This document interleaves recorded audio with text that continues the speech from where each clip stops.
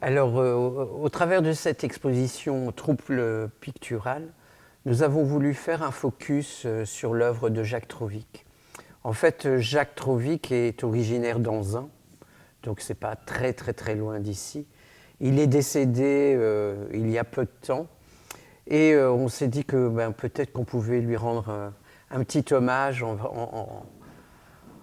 en montrant quelques œuvres, alors quelques tapisseries que les gens connaissent peut-être un peu, mais aussi les mosaïques qu'il a pu faire à un certain moment dans sa création. Alors ici, ce que vous voyez, c'est la première tapisserie de Jacques. Il a commencé cette tapisserie alors qu'il avait 14 ans. Il l'a terminée, il avait 16 ans, donc on est en 1964. Et il a exposé cette tapisserie à Anzin. En fait, il y avait une exposition annuelle où il décernait un prix aux artistes locaux. Et il se fait que cette année-là, c'est Jacques qui a gagné le premier prix. Et finalement, ça a déterminé toute sa vie, parce que d'un seul coup, il était reconnu et il a voulu continuer dans cette voie.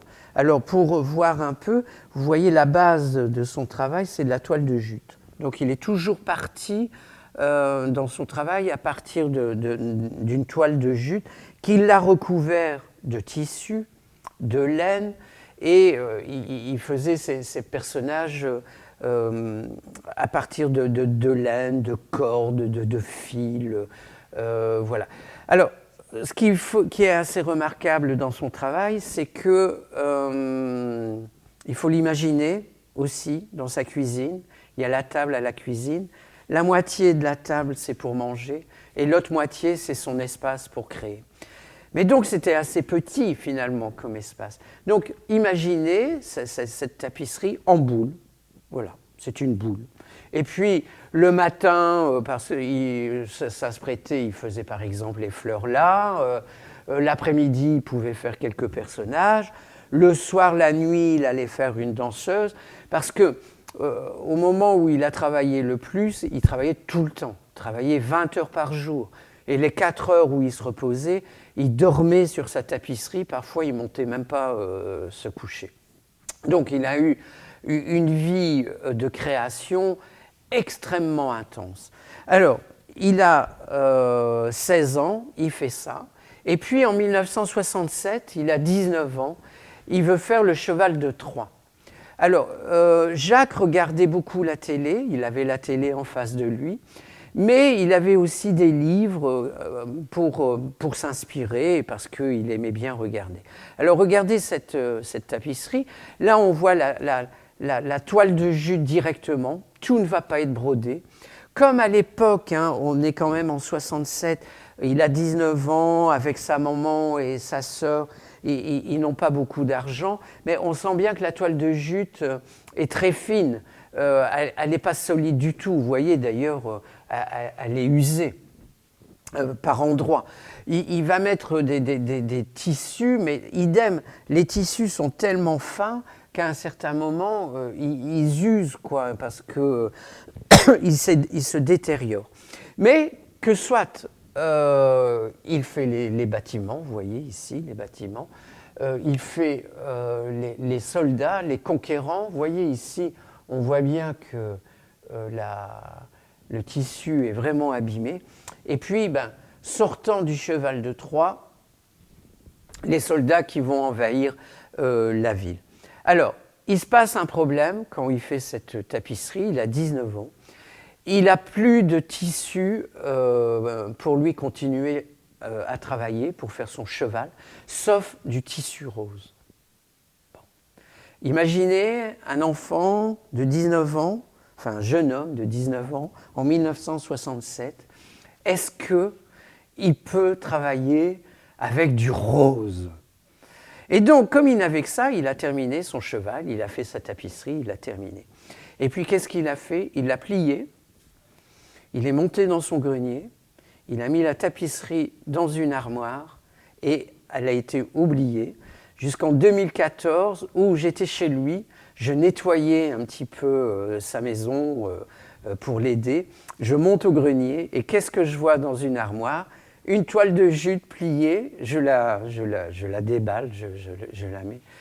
Et quelle émotion, quoi. Quelle émotion quand j'ai vu cette tapisserie.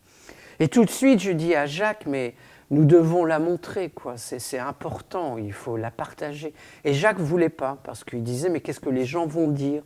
J'ai fait un cheval rose, et est-ce qu'à 19 ans, je pouvais travailler du rose? Non. Bon, j'ai tellement insisté qu'il m'a dit, ok, je veux bien la montrer, mais je change la couleur du cheval. Heureusement, ça ne s'est pas fait.